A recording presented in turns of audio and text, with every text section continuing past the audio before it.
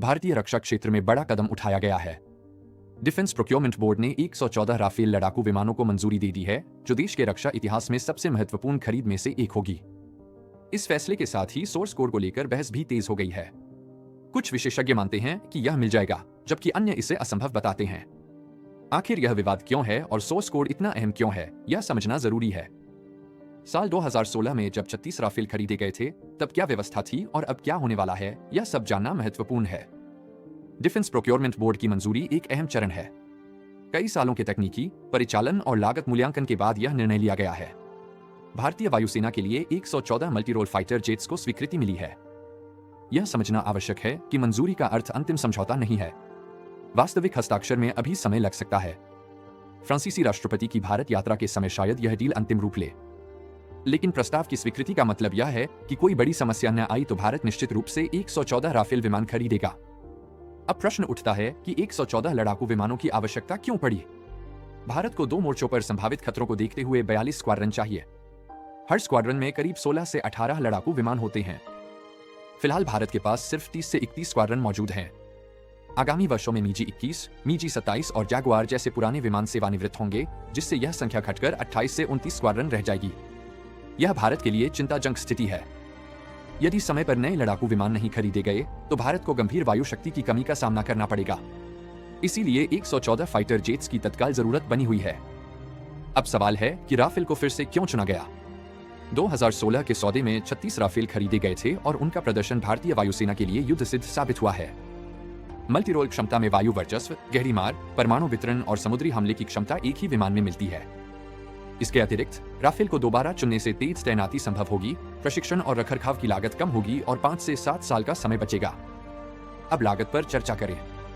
2016 के सौदे और वर्तमान प्रस्ताव की सीधी तुलना उचित नहीं है, क्योंकि मुद्रास्फीति और विशिष्टताओं में अंतर है। 114 राफेल की कुल लागत लगभग 3.25 लाख करोड़ रुपए बताई जा रही है, अर्थात प्रति विमान जीवनकाल लागत करीब 2,800 करोड़ रुपए है। यह केवल विमान का मूल्य नहीं है। इसमें उन्नत हथियार, सिमुलेटर, प्रशिक्षण, रसद व्यवस्था, भारतीय जरूरतों के अनुसार संशोधन, दीर्घकालिक रखरखाव, बुनियादी ढांचा, स्पेयर पार्ट्स और तकनीकी हस्तांतरण सब शामिल है। अब फ्रांस और डसॉल्ट एविएशन की भूमिका देखें। फ्रांस भारत का एक विश्वसनीय रणनीतिक साझेदार रहा है। इतिहास में फ्रांस ने भारत पर कभी प्रतिबंध नहीं लगाए, परमाणु परीक्षण के दौरान भी नहीं। तकनीकी हस्तांतरण के लिए फ्रांस हमेशा तैयार रहा है, इसलिए भारत फ्रांसीसी विमानों को प्राथमिकता देता है। मेक इन इंडिया के संदर्भ में बात करें तो 2016 के सौदे में सभी 36 राफेल फ्रांस में निर्मित हुए थे। लेकिन 114 विमानों के नए प्रस्ताव में अधिकांश निर्माण भारत में होगा, संभवतः टाटा के सहयोग से। लगभग 12 से 18 विमान फ्रांस से आयात होंगे और शेष भारत में बनाए जाएंगे। अब कुल राफेल की संख्या देखें तो 36 पहले से भारतीय वायुसेना के पास हैं, 26 राफेल नौसेना के लिए स्वीकृत हो चुके हैं और 114 नए प्रस्तावित है। कुल मिलाकर भारत के पास लगभग 176 राफेल विमान होंगे, जिससे भारत विश्व के सबसे बड़े राफेल संचालकों में शामिल हो जाएगा। अब सबसे बड़े विवाद पर आते हैं, सोर्स कोड। सोर्स कोड यह निर्धारित करता है कि भारत राफेल को कितनी स्वतंत्रता से संचालित और संशोधित कर सकता है। आधुनिक लड़ाकू विमान एक उड़ने वाला कंप्यूटर होता है, जहां सॉफ्टवेयर सबसे महत्वपूर्ण है।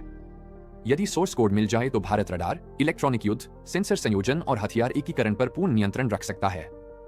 लेकिन विश्व में कोई भी बड़ी शक्तिपूर्ण सोर्स कोड किसी को नहीं देती। अमेरिका F-35 का सोर्स कोड अपने सहयोगियों को भी नहीं देता। रूस Su-30 MKI में भी आंशिक पहुंच देता है। ग्रिपेन में भी सीमित पहुंच मिलती है। भारत भी यह समझता है कि पूर्ण सोर्स कोड मिलना व्यावहारिक रूप से कठिन है। इसलिए भारत की मांग है अधिक पहुंच, खुले इंटरफेस, भारतीय हथियारों को बिना विदेशी अनुमति के एकीकृत करने की क्षमता, राष्ट्रीय आपातकाल में पूर्ण परिचालन नियंत्रण और अधिक तकनीकी हस्तांतरण। डसॉल्ट का कहना है कि पूर्ण सोर्स कोड नहीं दिया जा सकता, क्योंकि इसमें संवेदनशील फ्रांसीसी और नाटो एल्गोरिदम, रडार और इलेक्ट्रॉनिक युद्ध के रहस्य शामिल हैं। यह एक वैश्विक मानक प्रथा है। इस बार विवाद इसलिए अधिक है क्योंकि 114 विमानों की संख्या बड़ी है और मेक इन इंडिया का पहलू जुड़ा है। आलोचक कहते हैं कि यदि पूरा नियंत्रण नहीं मिला तो यह केवल असेंबली बनकर रह जाएगा। संभावना यह है कि भारत और फ्रांस बीच का रास्ता अपनाएं, पूर्ण सोर्स कोड नहीं, लेकिन हथियार एकीकरण, उन्नयन और राष्ट्रीय आपातकाल में आवश्यक पहुंच भारत को मिले। आगे क्या होगा? डिफेंस प्रोक्योरमेंट बोर्ड के बाद मामला डिफेंस एक्विजिशन काउंसिल, फिर कैबिनेट कमेटी ऑन सिक्योरिटी के पास जाएगा। CCS की स्वीकृति के बाद डील कानूनी रूप से बाध्यकारी हो जाएगी। हो सकता है कुछ बातें सार्वजनिक न की जाएं और गोपनीय समझौते हों। रक्षा सौदों में सब कुछ खुला नहीं होता। उम्मीद है अब आपको स्पष्ट हो गया होगा कि राफेल डील और सोर्स कोड को लेकर वास्तव में क्या स्थिति है।